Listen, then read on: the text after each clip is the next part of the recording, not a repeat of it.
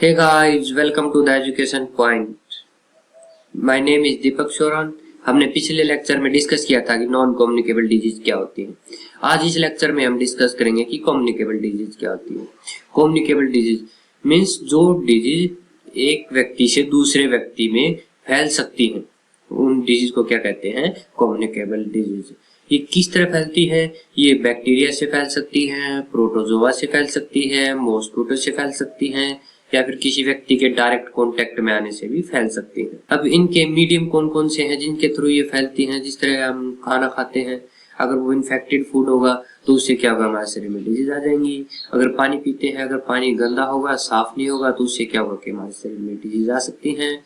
और हवा की बात करें, अगर कोई व्यक्ति बीमार है और वो खांसता है या छींकता है तो उससे क्या हो जाता है कि उसके जो पानी की बूंदें उसके मुंह से निकलती है वो हमारे इन्वायरमेंट में रह जाती है, और जब हम सांस लेते हैं तो उसके अंदर क्या होते हैं, उस जो पानी की बूंदें होती है उसमें बहुत सारे बैक्टीरिया वायरस होते हैं और वो हमारे शरीर में एंटर कर जाते हैं। इन माध्यमों से क्या होता है कि हमारे शरीर में ये सभी बीमारियां प्रवेश कर जाती हैं। तो इसलिए इन्हें रोकने के लिए कुछ रोकथाम भी करनी चाहिए।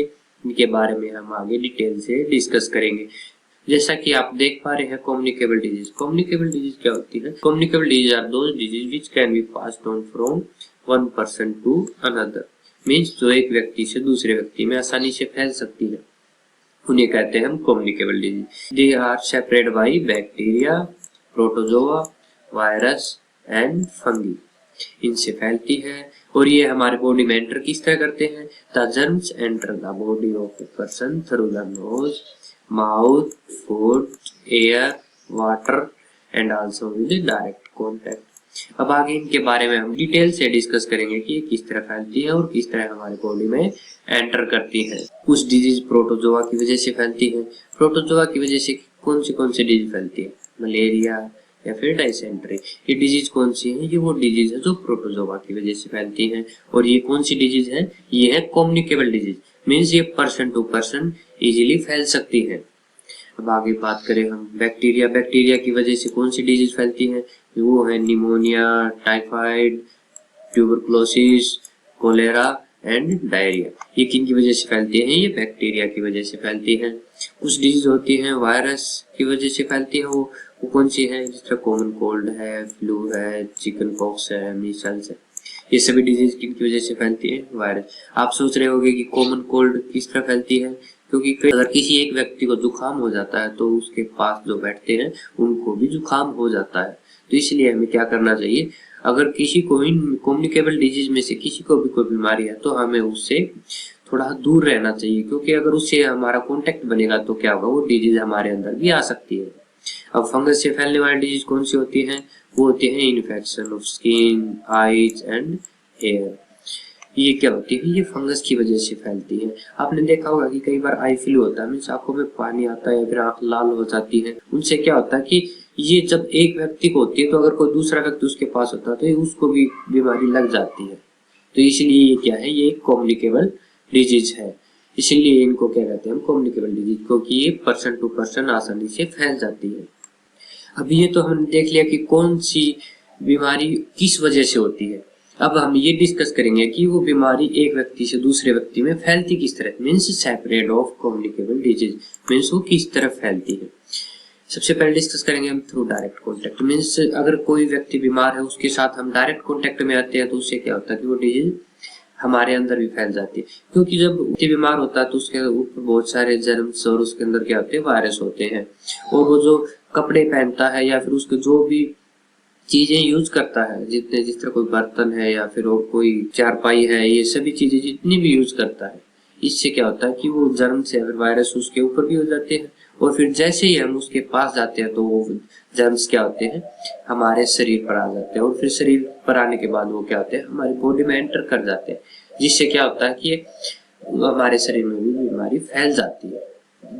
अब हम कुछ एग्जाम्पल्स की बात करें तो एग्जाम्पल है जिस तरह common cold, chicken pox, Meselson और whooping cough। ये क्या होती है? ये डायरेक्ट कांटेक्ट की वजह से फैलती है। Some germ separate through direct contact, means कुछ जो विषाणु या कीटाणु होते हैं वो किस तरह फैलते हैं, वो डायरेक्ट कांटेक्ट की वजह से फैलते हैं। वो किस तरह, this can separate through clothings और other articles used by sick person, means तो व्यक्ति जो चीजों को यूज करता है उनकी वजह से फैल सकती है। अब हमारा दूसरा मीडियम है कि वो किस तरह फैलती है, वो है फूड एंड वाटर, मीन्स खाने और पानी के थ्रू किस तरह फैलती है। जब आपने देखा होगा कि आप खाना खाते हैं तो कई बार बिना हाथ धोए खाना खाते हैं, इसलिए आपको सलाह दी जाती है कि खाने से पहले हाथों को जरूर धो लेना चाहिए, क्योंकि आप बिना हाथों को धोए खाना खाते हैं तो उससे क्या होता है कि हाथों के ऊपर बहुत सारे बैक्टीरिया वायरस होते हैं, जिससे वो हम जैसे ही खाना खाते हैं वो खाने के साथ हमारे शरीर में प्रवेश कर जाते हैं, जिससे क्या होता है कि वो बीमारियां पैदा होने लग जाती है, जिससे वो हमारे शरीर में बीमारी फैल जाती है। तो इसलिए कहा जाता है कि हमें शुद्ध खाना और शुद्ध पानी पीना चाहिए और हमेशा जब भी खाना खाए उससे पहले हाथ धो लेने चाहिए।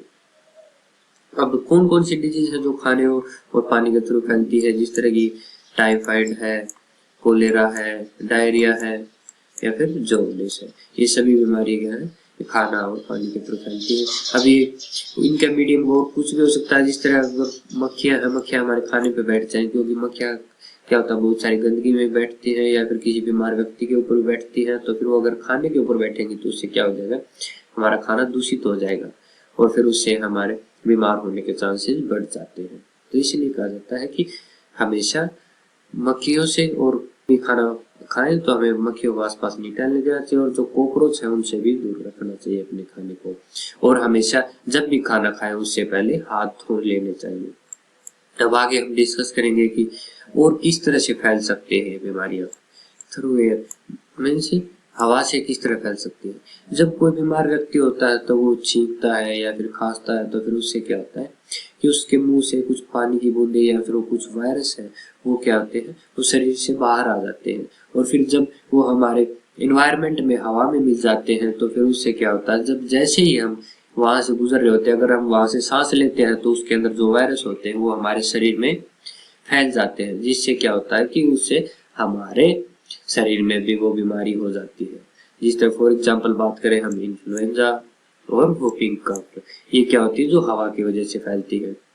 ये होता क्या, when a person who has infection sneezes or coughs without covering his nose or mouth, the germs separate around the other person getting infected, means जो व्यक्ति इन्फेक्टेड था उसने छींका और खांसी आई तो फिर उससे क्या होता है कि वो हमारे हवा में मिल जाते हैं वायरस और फिर वो क्या होता है कि दूसरे व्यक्ति के शरीर में प्रवेश कर जाते हैं, जिससे वो भी बीमार हो जाता है। इसलिए कहा जाता है कि जब भी आप खांसे या फिर छींके तो उस वक्त हमें नाक और मुंह को कवर कर लेना चाहिए। अब ये एनिमल्स और इंसेक्ट्स के थ्रू किस तरह फैलती हैं, डिजीज होती है मॉस्किटोज और फ्लाइज की वजह से फैलते हैं, मीन्स मच्छर और मक्खियों की वजह से भी, इस तरह डेंगू है, मलेरिया है और चिकनगुनिया है, ये सभी डिजीज इनकी वजह से फैलती है। क्योंकि मच्छर क्या करते हैं, जब कोई व्यक्ति बीमार होता है तो उसको काटते हैं तो फिर उससे क्या होता है, जो उसके बर्ड्स जो उसका खून पीते हैं मच्छर, वो उसके अंदर से कुछ वायरस है वो उनको साथ ले लेते हैं और जब किसी दूसरे व्यक्ति को काटते हैं तो फिर वो वायरस उसके अंदर छोड़ देते हैं, जिससे वो बीमारी उसके अंदर भी हो जाती है। तो फिर इसलिए ये क्या होगा, हमारा मच्छर भी एक बीमारी फैलाने का माध्यम हो गया। इसलिए आपको सलाह दी जाती है कि घरों के आसपास खड़ा पानी नहीं रहना चाहिए, मीन्स अगर कहीं पे पानी एक जगह ठहरा हुआ तो ठहरा हुआ नहीं रहना चाहिए, क्योंकि वहां पर क्या होता है मच्छर पनपते हैं, जिससे बीमारियों का खतरा बढ़ जाता है। अब बात करें हम कुछ इन्फेक्टेड इक्विपमेंट उनकी वजह से किस तरह फैलते हैं, तो आपने देखा होगा कि अगर जब डॉक्टर इंजेक्शन लगाता है अगर वो कहीं वही नीडल यूज ना करे तो फिर क्या होता है, फिर बीमारी होने का खतरा कम हो जाता है। जब एक व्यक्ति कोई बीमार है अगर वही आपको इंजेक्शन लगाया डॉक्टर ने तो फिर उससे क्या होगा कि वो बीमारी आपके अंदर भी आ जाएगी। इसीलिए कहा जाता है कि जो अलग अलग इक्विपमेंट यूज करने चाहिए जब अलग अलग पेशेंट्स के, क्योंकि इससे क्या होता है कि बीमारियों को फैलने का खतरा कम हो जाता है। फॉर एग्जाम्पल एड्स क्या है, ये इक्विपमेंट्स के थ्रू फैलती है। एड्स की फुल फॉर्म क्या होती है, एक्वायर्ड इम्यूनोडेफिशिएंसी सिंड्रोम। आपको समझ में आया होगा कि ये किस तरह फैलती है कम्युनिकेबल डिजीज और किस माध्यम से फैलती। ये तो हमने डिस्कस कर लिया कि बीमारियां किस तरह फैलती है। बीमारियां दो तरह की होती हैं, कम्युनिकेबल और नॉन कम्युनिकेबल डिजीज। अब ये जो कम्युनिकेबल डिजीज है ये पर्सन टू पर्सन क्या होती है, फैलती है। तो फिर इनको रोकने के लिए हमें क्या करना चाहिए। जैसा कि कहा जाता है कि prevention is better than cure, क्योंकि अगर हम सावधानी करेंगे तो क्या करेंगे, बीमार होने से बच जाएंगे। इसके लिए सबसे पहले क्या होना चाहिए, हमारे घर के अंदर प्रॉपर वेंटिलेशन होनी चाहिए। मीन्स कि दिन में धूप भी आनी चाहिए और हवा का फ्लो होना चाहिए, क्योंकि जब तक बाहर से शुद्ध हवा नहीं आएगी अंदर से क्या होगा कि जो हवा होगी वो इन्फेक्टेड होती रहेगी और वो उसको बाहर निकलने के लिए जगह नहीं मिलेगी। तो इससे क्या होगा कि हमारे बीमार होने के चांसेस बढ़ जाएंगे। हमें शुद्ध पानी पीना चाहिए। हमें दिन में कम से कम 4 से 5 बार हाथ धोने चाहिए, क्योंकि जब भी खाना खाएं आपको हाथ धोना चाहिए और पानी पिए। क्योंकि जब तक आप साबुन से हाथ नहीं धोओगे तो उसके अंदर क्या होगा कि हमारे हाथों के अंदर बहुत सारे बैक्टीरिया और वायरस हो जाते हैं, और जैसे हम हमारे मुंह नाक को छुएंगे तो फिर उससे क्या होगा कि हमारे बीमार होने के चांसेस बढ़ जाएंगे। फ्रूट्स और वेजिटेबल्स को यूज करने से पहले हमें क्या करना चाहिए, उनको धो लेना चाहिए, क्योंकि उसके ऊपर भी बहुत सारे बैक्टीरिया और वायरस होते हैं, और धो लेने से क्या होता है कि वो अच्छे से साफ हो जाते हैं। फिर उनको अगर हम खाएंगे तो फिर हमारे बीमार होने के चांसेस कम हो जाएंगे। पका हुआ खाना हमें उसको अच्छी तरह से ढक के रखना चाहिए, क्योंकि अगर हम ढक के नहीं रखेंगे तो क्या होगा, मक्खियां बैठेंगी और मच्छर बैठेंगे और वो क्या होंगे, बीमारियां ही फैलाएंगी। Water should not be stagnant anywhere around the house. Means जब हमारे घर के आसपास कहीं भी पानी हो वो एक जगह ठहरा हुआ नहीं होना चाहिए, क्योंकि जो ठहरा हुआ पानी होता है वो मच्छरों को पनपने के लिए जगह दे देता है, जिससे क्या होता है कि मच्छर क्या होते हैं, बीमारी फैलाने में सहायक होते हैं। तो फिर इसलिए हमें क्या करना चाहिए कि आसपास हमारे घर के आसपास पानी नहीं ठहरना चाहिए। और जो ड्रेन सिस्टम होता है, मीन्स जो नालियां होती है, उनको भी क्या करना चाहिए, हमें कवर करना चाहिए। ये तो थी हमारे प्रिवेंशन की बात। अब अगर हम बाय द वे प्रिवेंशन करने के बाद भी अगर किसी वजह से इन्फेक्टेड हो जाते हैं तो फिर उसके लिए हमें क्या करना चाहिए। वैक्सीनेशन। वैक्सीनेशन क्या होता है, जब हम बीमार हो जाते हैं तो फिर उसके लिए हमें क्या किया जाता है, दवाइयां दी जाती है या फिर इंजेक्शंस लगाए जाते हैं, उसे क्या कहते हैं, हम उसे वैक्सीनेशन कहते हैं। वैक्सीनेशन क्यों की जाती है, क्योंकि जब हमारे शरीर की किसी भी बीमारी से लड़ने की क्षमता कम हो जाती है तो फिर उस वक्त ये दवाइयां और इंजेक्शन हमारी जो इम्यूनिटी सिस्टम है उसको क्या करती है, इंक्रीज कर देती है, उसकी पावर को इंक्रीज कर देती है, जिससे हमारी बीमारियों से लड़ने की क्षमता अधिक हो जाती है और फिर वो बीमारी क्या हो जाती है, ठीक हो जाती है धीरे धीरे। इसी को क्या कहते हैं, हम इसी को वैक्सीनेशन कहते हैं। वैक्सीनेशन क्या करती है, the body builds up its immunity against certain disease when we get vaccinated. Means जब हम दवाइयां लेते हैं और इंजेक्शन लगवाते हैं फिर उससे क्या होता है कि हमारी उस बीमारी से लड़ने की क्षमता बढ़ जाती है।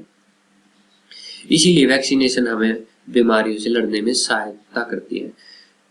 अब अलग अलग बीमारियों के लिए अलग अलग वैक्सीनेशन होती है, जिस तरह डिप्थीरिया के लिए अलग है, कोलेरा के लिए अलग है, टाइफाइड के लिए अलग है और मीजल्स के लिए अलग है। तो ये हमने डिस्कस किया कि किस तरह से डिजीज फैलती हैं, कितने प्रकार के डिजीज होती हैं, कम्युनिकेबल डिजीज कौन सी होती है, नॉन कम्युनिकेबल डिजीज कौन सी होती हैं, ये किस तरह फैलती हैं और हमें इनकी रोकथाम के लिए क्या करना चाहिए। और आज का लेक्चर हम यहीं पे समाप्त करते हैं। Thanks for watching the video, like and subscribe the channel. Thank you. मिलते हैं आगे की वीडियो में नए चैप्टर के साथ।